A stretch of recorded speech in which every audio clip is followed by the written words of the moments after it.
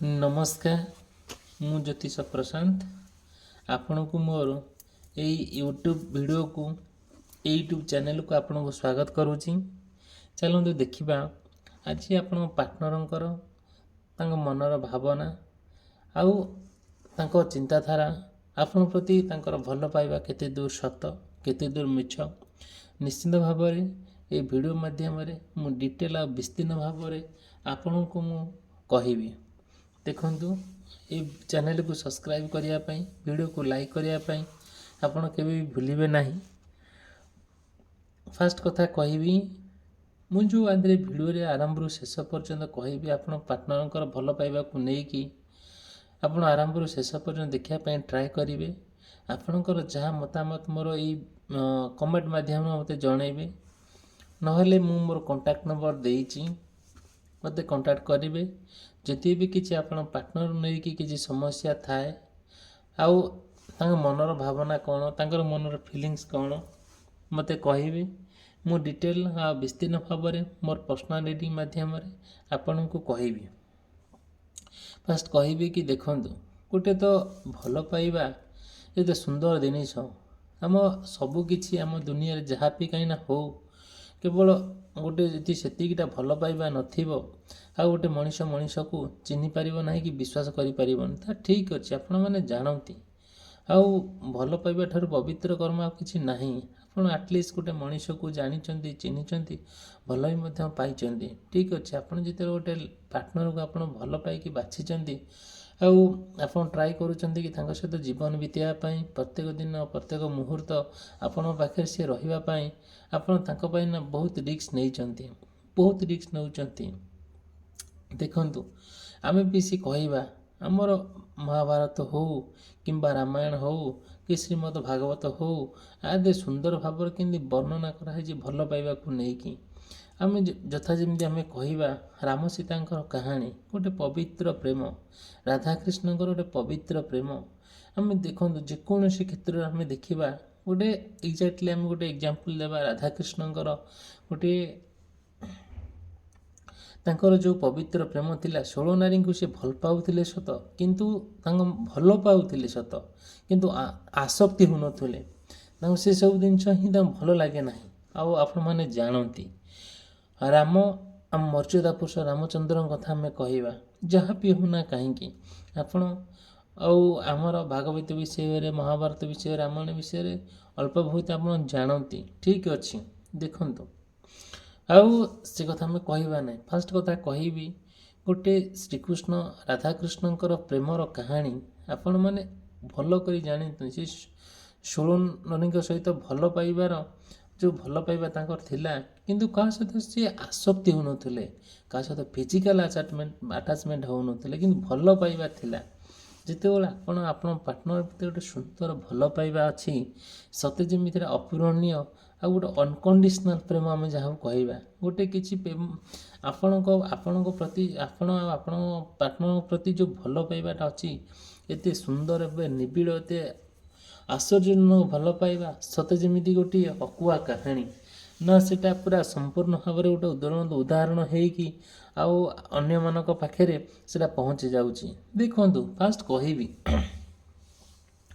जदिओ आपणकर किंबा आपणक पार्टनरंकर मेष राशि वृष राशि मिथुन राशि कर्कट राशि सिंह राशि कन्या राशि तुला राशि बिछा राशि धनु राशि मकर राशि कुंभ राशि एवं मीन राशि होता है निश्चित भाव में केते गुड़िए कथा आपणकर लाइफ को आपणक जीवन में प्रযোज्य हो पारे मे भी न हो पारे बट जदि भी आपणकर किसी डाउट थाए स्पेशली आपण पार्टनर नहीं कि आपण भल पाइबा को नहीं कि आपणक देखो से जो आपन जो भल पाइबा सत्यजिमी गोटे अपूर्णता गोटे पवित्र प्रेम आपण भीतर सृष्टि होची सत्यजिमी राधाकृष्णकर माने राधाकृष्ण परी आपणकर एक्टिविटी चालीचरण सत्यजिमी गोटे अपूरणीयता गोटे उदाहरण स्वरूप आपण मैंने जानती। देखो फास्ट कहबी कि जदि आपणकर किंबा आपण पार्टनरंकर मेष राशि कर्कट राशि तुला राशि मकर राशि होता है ଏଇ ବ୍ୟକ୍ତି ବିଶେଷମାନଙ୍କ ପାଇଁ ସ୍ପେଶିଆଲି ମୁଁ କହିବି। ଦେଖନ୍ତୁ ଆପଣ ଆପଣଙ୍କ ପାର୍ଟନରକୁ ଆପଣ ବହୁତ ଭଲ ପାଆନ୍ତି। ଯେତେବେଳେ ଆପଣ ଭଲ ପାଆନ୍ତି ସେଇ ବହୁତ ଗୁଡ଼ିଏ ଆପଣ ବାଛିଛନ୍ତି, ସତ ବହୁତ ବାଛିଛନ୍ତି। ଆପଣ ପାର୍ଟନରକୁ ନେଇକି ଆପଣ ବହୁତ କଥା ବି ବାଛିଛନ୍ତି। ଆଉ କ'ଣ ହେଇଛି ନା, ଯେତେବେଳେ ଆପଣ ଟ୍ରାଏ କରୁଛନ୍ତି କ'ଣ କରିବା ପାଇଁ, ଆଉ ଗୋଟେ ସତେ ଯେମିତି ଗୋଟେ ସାରୁ ଭିତରେ ମାରୁ ଭଳି, ମାନେ ଭଲ ଭିତରେ ମନ୍ଦ। ଆଉ ଏକ୍ଜାକ୍ଟଲି ଆମକୁ ତ ସମସ୍ତେ ଭଲ ଲୋକ ମିଳିବେ ନାହିଁ କି ସମସ୍ତେ ଖରାପ ଲୋକ ମିଳିବେ ନାହିଁ। ଆମେ କ'ଣ କରିବା, କିଛି ନା କିଛି ନୂଆ ଜିନିଷ ଆମେ ଆମର ପାର୍ଟନରକୁ ଆମ ଜୀବନର ସାଥୀ କରିବା ପାଇଁ ବହୁତ ଚେଷ୍ଟା କରିବା। ବହୁତ ଆଲୌକିକ ଶକ୍ତି ଭାବିକି ଆମେ ବହୁତ ଭାବି ଚିନ୍ତିକି ଆମ ପାର୍ଟନରଙ୍କ ପାଇଁ ଗୋଟେ ରିସ୍କ ନେବା। ଦେଖନ୍ତୁ, ଫାଷ୍ଟ କହିବି ଯେଉଁ ପବିତ୍ର ପ୍ରେମ ଥିଲା ଆଉ ଆପଣ ପାର୍ଟନରଙ୍କ ଭିତରେ ସତେ ଯେମିତି ଗୋଟେ ଅପୂରଣୀୟତା, ଗୋଟେ ଆପଣଙ୍କର ପ୍ରେମ ନା ଗୋଟେ ସ୍ନେହ ମମତା ସ୍ୱରୂପ। ଆପଣ ସବୁବେଳେ ନା କ'ଣ କରନ୍ତି, ଆପଣ ପାର୍ଟନର ନେଇକି ବହୁତ କଥା ଚିନ୍ତା ମଧ୍ୟ କରନ୍ତି। ଆଉ କ'ଣ ହୁଅନ୍ତି, ଯେତେବେଳେ ଆପଣ ସବୁବେଳେ ଗୋଟେ ପ୍ରତ୍ୟେକ ଜିନିଷଟାକୁ ଆପଣ ଅବଜର୍ଭ କରନ୍ତି, ପୁରା ନିରୀକ୍ଷିକି ବସିକି ସୁନ୍ଦର ଭାବରେ ଆପଣଙ୍କ ପାର୍ଟନର କ'ଣ କହନ୍ତି, କ'ଣ ସେ ଚାହାନ୍ତି, ଆଉ ତାଙ୍କର ଉଦ୍ଦେଶ୍ୟ କ'ଣ, ପୁରା ଏକ୍ଜାକ୍ଟଲି ଆପଣ ନା ତାଙ୍କର ପ୍ରତ୍ୟେକ ଜିନିଷକୁ ଆପଣ କ'ଣ କରନ୍ତି ନା ଅବଜର୍ଭ କରନ୍ତି। ମାନେ କ'ଣ, ଯେଉଁ ଆଟ୍ରାକ୍ସନ୍ ଭାବନା ନୁହଁ, ଡିଷ୍ଟ୍ରାକ୍ସନ୍ ହେଇକି, ମାନେ ସତେ ଯେମିତି ତାଙ୍କର ବିପକ୍ଷରେ ଆପଣ ଛିଡ଼ା ହେଇକି ଆପଣ କ'ଣ କରୁଛନ୍ତି ନା ତାଙ୍କର ପ୍ରତ୍ୟେକ ଜିନିଷକୁ ତାରିଫ କରନ୍ତି। ଆଉ ଆପଣଙ୍କ ପାଇଁ ସେ କେତେ ପ୍ରଯୁଜ୍ୟ ନୁହେଁ, ଆଉ ଆପଣଙ୍କ ସହିତ ସେ କେତେ ଦୂର ମାନେ ଯାଇପାରିବେ, ଆପଣ ତାଙ୍କ ସହିତ କେତେ ଦୂର ମାନେ ଏକ୍ଜିଷ୍ଟ କରିପାରିବେ। ଆଉ ସେଥିପାଇଁ ଆପଣ ନା ବହୁତ ଷ୍ଟ୍ରଗଲ୍ କରନ୍ତି, ଆଉ ବହୁତ ଚିନ୍ତା ମଧ୍ୟ କରନ୍ତି। ସତେ ଯେମିତି ଆପଣଙ୍କ ପାର୍ଟନରସିପ୍ଟା ଗୋଟେ ପୁରା ସତେ ଯେମିତି ଗୋଟେ ବନ୍ଧୁତ୍ୱପୂର୍ଣ୍ଣ।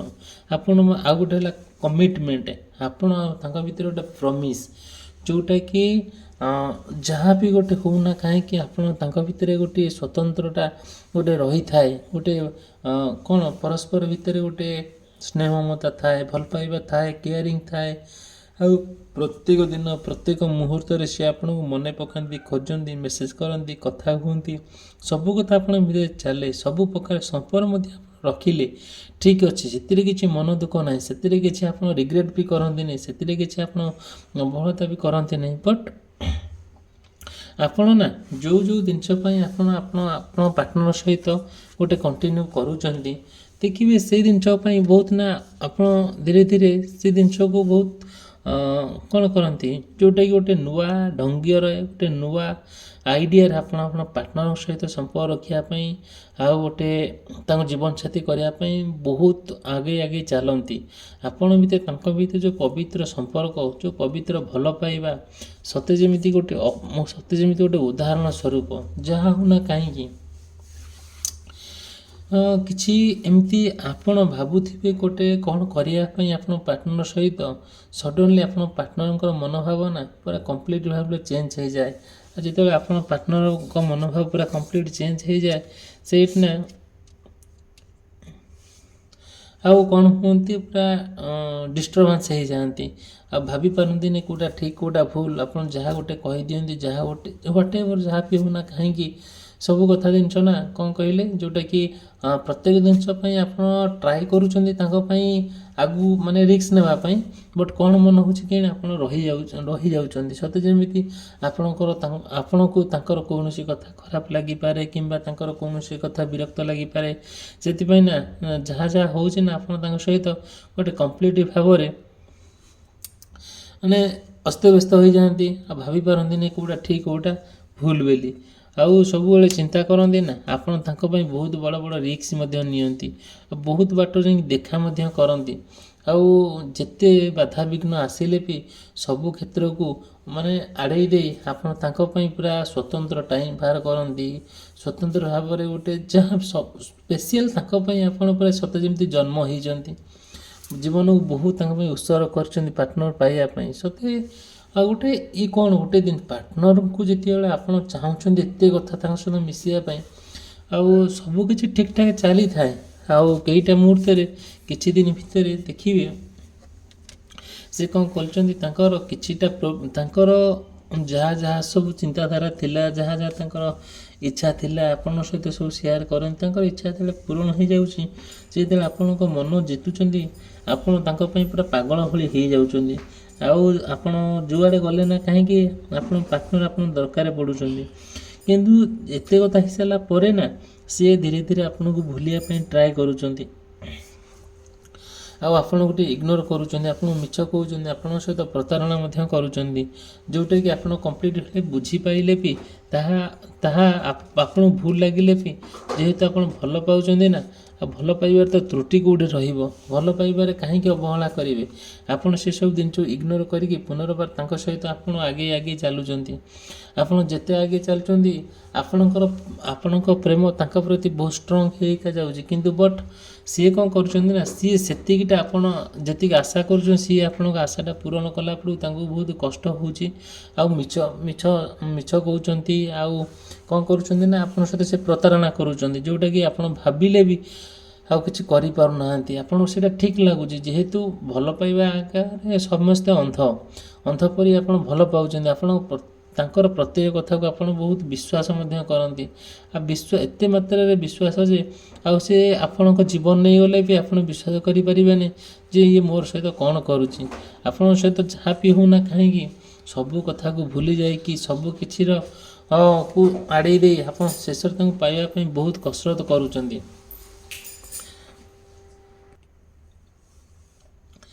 ବହୁତ କସରତ ମଧ୍ୟ କରୁଛନ୍ତି। ଯାହା ହେଉ ନା କାହିଁକି ଦେଖନ୍ତୁ, ଯଦିଓ ସେକେଣ୍ଡ କଥା କହୁଛି, ଏମିତି ଯଦି ଆପଣଙ୍କ ମନ ଭିତରେ ଆସୁଛି କିଛି ପ୍ରଶ୍ନ ଆସୁଛି, ଆଉ ଯେମିତି ଆପଣ ଭିତରେ କିଏ ନା କିଏ ଜଣେ ଏଣ୍ଟ୍ରି କରିଛି, ଯେଉଁଟାକି ସିଏ ସମ୍ପୂର୍ଣ୍ଣ ଭାବରେ ଆପଣଙ୍କ ପାର୍ଟନରକୁ ନା ଡୋମିନେଟ୍ କରିବା ପାଇଁ ଟ୍ରାଏ କରୁଛି। ଆଉ କ'ଣ କରୁଛି, ଆଉ ସବୁବେଳେ ଆପଣ ଯେଉଁ ସନ୍ଦେହ ଘରେ ରହୁଛନ୍ତି, ସିଏ ଆପଣଙ୍କୁ ସନ୍ଦେହ କରୁଛନ୍ତି। ଧୀରେ ଧୀରେ ଏମିତି ହେଲା ଭିତରେ ଆପଣ ବି ମନ ଭଲ ଲାଗୁନି ତାଙ୍କ ପ୍ରତି, ସେ ବି ମଧ୍ୟ ତାଙ୍କର ଠିକ୍ଠାକ୍ ଆଉ ରହୁନାହିଁ। ଆଉ ସତେ ଯେମିତି ଗୋଟିଏ ରିଲେସନସିପ୍ରେ ଗୋଟେ ବ୍ରେକଅପ୍ ହେଲା ଭଳିଆ ଜଣାପଡ଼ୁଛି। ଆଉ ଆପଣ ସବୁ କଥା ଭାବୁଛନ୍ତି, ଚିନ୍ତା କରୁଛନ୍ତି, ବଟ୍ ସେତିକିଟା ଆପଣ ରିସ୍କ ନେଲା ବେଳକୁ ନା ତାଙ୍କ ମନରେ କ'ଣ ସବୁ ଚାଲିଛି। ଠିକ୍ ଅଛି, ଯାହା ହେଉ ନା କାହିଁକି ଆପଣ ଯେବେ ପ୍ରୋବ୍ଲେମ୍ ଆସୁ, ଯାହା ବି ହେଉନା କାହିଁକି ଆଉ ତାକୁ ଆପଣ ସାମ୍ନା କରୁଛନ୍ତି। କିନ୍ତୁ ତାଙ୍କ ଭିତରେ ନା ଗୋଟେ ଯେଉଁ ମାନେ ଲୋୟାଲ୍ ଥିଲା, ଗୋଟେ ଟ୍ରୁଥଫୁଲ୍ ଥିଲା, ଗୋଟେ ବିଶ୍ୱାସ ଥିଲା, ସେ ବିଶ୍ୱାସ ଧୀରେ ଧୀରେ ଭାଙ୍ଗିଗଲାନି। ପ୍ରତ୍ୟେକ ଜିନିଷଟାକୁ ଆପଣ ନା ଆନାଲିସିସ୍ କରନ୍ତି, ପ୍ରତ୍ୟେକ ଜିନିଷ ଦେଖନ୍ତି କ'ଣ ଠିକ୍ କେଉଁଟା ଭୁଲ। ପ୍ରତ୍ୟେକ ମୋମେଣ୍ଟରେ, ପ୍ରତ୍ୟେକ ଦିନ, ପ୍ରତ୍ୟେକ ମୁହୂର୍ତ୍ତରେ ଆପଣ ତାଙ୍କର କେୟାର କରନ୍ତି। ଆଉ ଯେଉଁଟାକି ସତେ ଯେମିତି ସେଟା ଗୋଟେ ସମ୍ପୂର୍ଣ୍ଣ ଡିଫରେଣ୍ଟ ଟାଇପ୍ର କେୟାର। ଆଉ ଭାବି ବି ହେବନି ଏଇଟା ଗୋଟେ ମଣିଷ ଏମିତି ବଦଳିଯାଏ ବୋଲି। ଠିକ୍ ଅଛି, ଯାହା ହେଉ ନା କାହିଁକି ସବୁ କିଛି ପରିବର୍ତ୍ତନ ଘଟିଛି, ସିଚୁଏସନ୍ ଅନୁଯାୟୀ ମଣିଷ ପରିବର୍ତ୍ତନ ହେଇଥାଏ। ଠିକ୍ ଅଛି, ବଟ୍ ଯେତିକି ହେବା କଥା ସେତିକି ହେଇନାହାନ୍ତି। ବଟ୍ ଓଲଟି ଆପଣଙ୍କ ଭିତରେ କିଏ ନା କିଏ ପଶିକି ଆପଣଙ୍କ ସମ୍ପର୍କ ଭାଙ୍ଗିଛି, ଯେଉଁଟାକି ଆପଣଙ୍କ ପାର୍ଟନର ଠାରୁ ଛଡ଼େଇ ନେବା ପାଇଁ ସିଏ ସମ୍ପୂର୍ଣ୍ଣ ଭାବରେ କାୟା ବିସ୍ତାର କଲାଣି, ଯେଉଁଟାକି ଆପଣ ଜାଣିପାରିଲେ ବି କିଛି କରିପାରୁନାହାନ୍ତି। ଠିକ୍ ଅଛି, ଯଦି ଏମିତି ପ୍ରୋବ୍ଲେମ୍ ଆସୁଛି, ଆଉ ତାହାର ରେମେଡ଼ିସ୍ ମୁଁ ଆପଣଙ୍କୁ କହିବି। ଯଦି ମୋତେ ମୋର ପର୍ସନାଲ୍ ନମ୍ବର ଦେଇ ଯଦି କଣ୍ଟାକ୍ଟ କରନ୍ତି, ତାହାର ରେମେଡ଼ିସ୍ ମୁଁ ଆପଣଙ୍କୁ ବତେଇବି। ବାସ୍ ଆପଣ ପାର୍ଟନର ନେଇକି ଆପଣ ବହୁତ ଭଲରେ ଆଉ ସୁଖରେ ଆଉ ଶାନ୍ତିରେ ରହିବେ। ଭିଡ଼ିଓଟି ଆରମ୍ଭରୁ ଶେଷ ପର୍ଯ୍ୟନ୍ତ ଦେଖିଥିବାରୁ ଆପଣଙ୍କୁ ଧନ୍ୟବାଦ। ଭିଡ଼ିଓଟି ଏଠି ସମାପ୍ତ କଲି। ରହିଲି, ନମସ୍କାର।